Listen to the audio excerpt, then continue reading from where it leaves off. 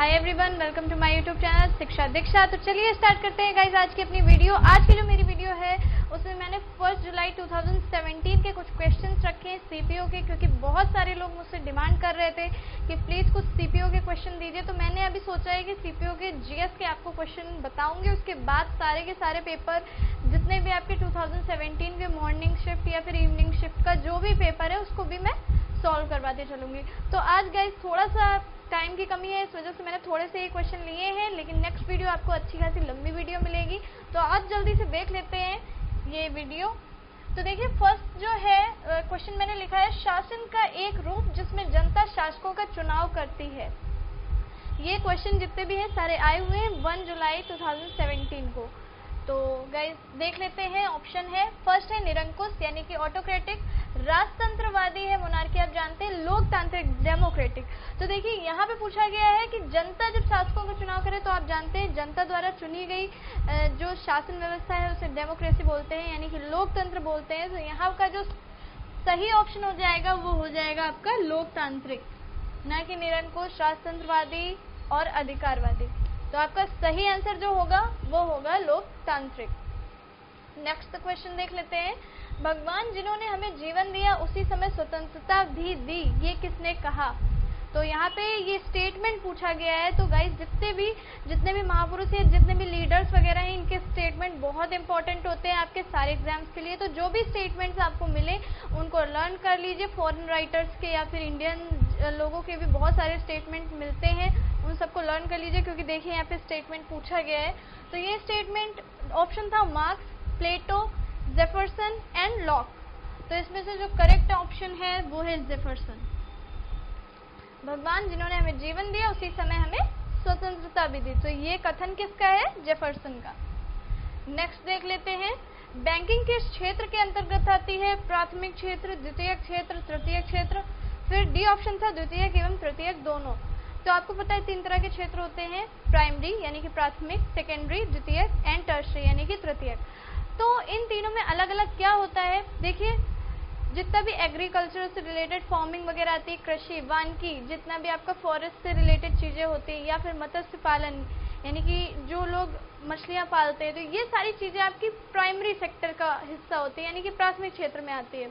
इसके अलावा अगर ये द्वितीय क्षेत्र की बात करें तो इसे विनिर्माणक क्षेत्र बोलते हैं। गैस या फिर इलेक्ट्रिसिटी इससे रिलेटेड जितनी चीज़ें होती हैं वो आपकी सेकेंडरी जो है उसमें आती है। लेकिन अगर हम बात करें तृतीय क्षेत्र की, तो तृतीय क्षेत्र को सेवा क्षेत्र भी बोला जाता है यानी कि सर्विस सेक्टर। तो इस सर्विस सेक्टर में आपका बीमा, परिवहन एंड इसके अलावा शिक्षा और इसके साथ साथ ही जो बैंकिंग, जो यहाँ पे क्वेश्चन पूछा गया है कि बैंकिंग किस क्षेत्र में आती है, तो ये सारी जितनी भी चीज़ें सर्विस सेक्टर का हिस्सा है यानी कि सेवा क्षेत्र का हिस्सा है। तो यहाँ का जो करेक्ट ऑप्शन हो जाएगा वो हो जाएगा तृतीयक यानी कि टर्शरी सेक्टर। अब देख लेते हैं, राज्यसभा के सदस्य कितने वर्षों के लिए निर्वाचित किए जाते हैं? देखिए राज्यसभा लोकसभा बहुत ही इंपॉर्टेंट टॉपिक है। अगर आपको नहीं तैयार है तो उसको अच्छे से पढ़ लीजिए, क्योंकि जुलाई है, आपके एग्जाम्स भी बस जस्ट होने वाले होंगे। एक्चुअली मुझे सीपीओ का ज़्यादा पता नहीं है कि कब से एग्जाम है, तो आप लोगों को पता होगा कि आपके एग्जाम्स कब से, तो उस हिसाब से अपनी तैयारी को स्ट्रॉन्ग कर लीजिए। ये टाइम है, जितना कुछ भी आपने पढ़ा है उनको अच्छे से रिवाइज कर लीजिए। तो गाइज तो लोकसभा एंड राज्यसभा बहुत इंपॉर्टेंट है। देखिए राज्यसभा से क्वेश्चन आया है तो ऑप्शन है 2 वर्ष, 3 वर्ष, 5 वर्ष, 6 वर्ष। तो राज्यसभा के सदस्य निर्वाचित किए जाते हैं 6 वर्ष के लिए। ठीक है, अब देखिए नेक्स्ट क्वेश्चन है, राष्ट्रपति का पद कितने समय तक के लिए रहता है? मैंने ये चीज देखी है, चाहे सीपीओ चाहे एसएससी का कोई भी एग्जाम हो, राष्ट्रपति से रिलेटेड क्वेश्चन बहुत सारे आते हैं और बहुत इंपॉर्टेंट आते हैं। सो मैंने सोचा है कि आप लोगों के लिए एक ऐसी वीडियो बनाऊंगी जिसमें मैं बहुत सारी चीजें क्लियर करूंगी जो राष्ट्रपति से लेकर के आप लोगों को प्रॉब्लम होती है, जिनमें वो चीजें भी क्लियर करेंगे, उसके साथ साथ क्वेश्चन भी हम लोग बहुत सारे पढ़ेंगे जो कि आपके एग्जाम्स में आ सकते हैं। तो यहाँ पे जो क्वेश्चन पूछा गया है कि राष्ट्रपति का पद कितने समय तक के लिए रिक्त रहता है, रह सकता है, यहाँ पे इसका क्वेश्चन है कि बाई चांस अगर कोई राष्ट्रपति नहीं है तो कितने समय तक के लिए पद जो है वो रिक्त रह सकता है? तो वो है 6 माह तक के लिए।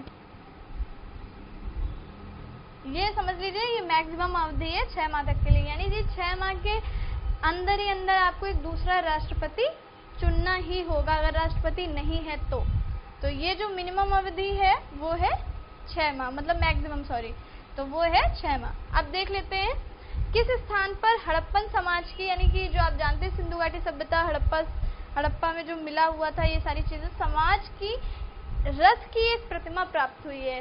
रथ की प्रतिमा कहाँ से प्राप्त हुई?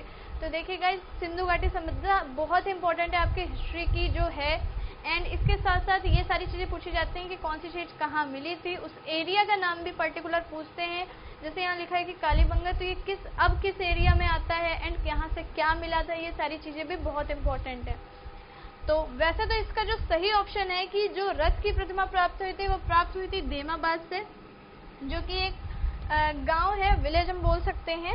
एंड बात कर लेते हैं और भी, देमाबाद जो लगता है ये लगता है लगभग महाराष्ट्र के करीब आसपास लगता है, महाराष्ट्र ही आप समझ सकते हैं, महाराष्ट्र में लगता है। अब हम बात कर लेते हैं कौन सी जगह कहाँ लगती है। तो देखिए कालीबंगा जो लिखा हुआ है, कालीबंगा का मतलब होता है काली चूड़ियाँ, यहाँ से कुछ काली चूड़ियों के अवशेष भी मिले थे, इसके साथ ही और भी बहुत सारी चीजें मिली थी।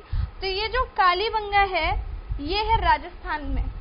इसके अलावा ये आप देख रहे हो सेकंड में लोथल से जो व्यापार वगैरह है वो भी किया जाता था, ये गुजरात में था।